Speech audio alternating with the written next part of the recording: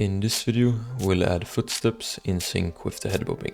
This is a follow-up to my head bobbing tutorial. If you haven't watched that yet, go do that and then come back. And if you find this helpful, please subscribe, so let's slide in. So start by opening up Godot. I'm going to start by adding a new node. This will be Audio Stream Player 3D. Hit create, and we want this at the bottom of the player, so it's perfectly positioned right now. I'm gonna rename the audio stream player to footstep audio, and I'm gonna keep 3D. Footstep audio 3D is a pretty good name. Right click on it and access as unique name. Go back into the script, and we're gonna add two new variables. One is for when the footstep sound can play, and we're gonna make this true. And another one for when we land on the ground.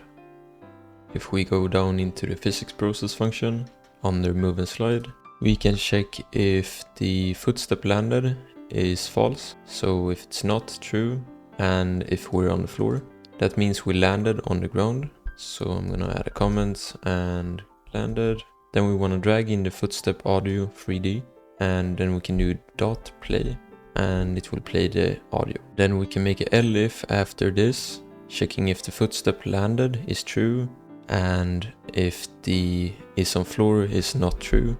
That means we have just jumped, and if we jump, we can play the audio stream player. So that's the footstep audio 3D, and then we can do play.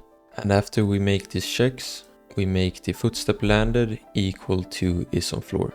And if we hover over is on floor, we can see that it returns true based on the move and slide function. So that means that when we call the move and slide, is on floor is also updated.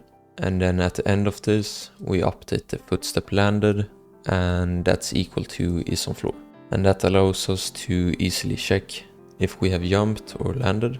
Then after that, we can go into the head bob function, and above return, then we add a new variable that we call footstep threshold, and that is equal to negative head bob amplitude. And then we do plus a really small value. I'll tell you why later. Then we check if the head bob position Y is more than the threshold. So then we want to do footstep can play equal true. And then we can make a elif statement if the head bob position Y is less than the threshold, and if footstep can play is true. If it is, we make the footstep can play false, and we also play the footstep. And that's all we will need for the code. Now I'm gonna explain why we set the footstep threshold equal to the negative head amplitude and plus a really small value. That is because if we print the head bob position, we can see in the console that its lowest value is pretty near the head bob amplitude. We can see that it goes to 0.039. and the head bob amplitude is 0.04, so it doesn't exactly go up to that threshold. So to be sure, I add 0.002, and you could probably also do 1. Then we can go back to the player, and on the footstep audio 3D, I'm gonna drag the inspector out, and on the stream, we can hit the drop down arrow and make a new audio stream randomizer.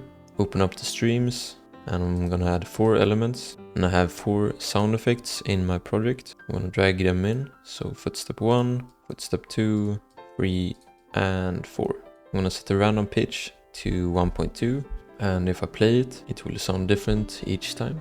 And you can set this to a different bus if you want to set it to the sound effects bus or whatever. And now if I play my level and walk around, you will hear the footsteps.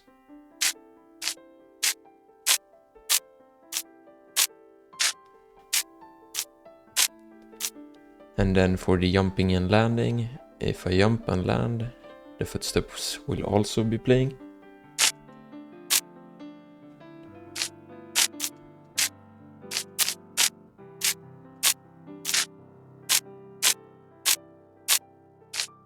This was based on a tutorial by Dragon20C, and I've optimized and improved it and added footstep sounds for landing and jumping.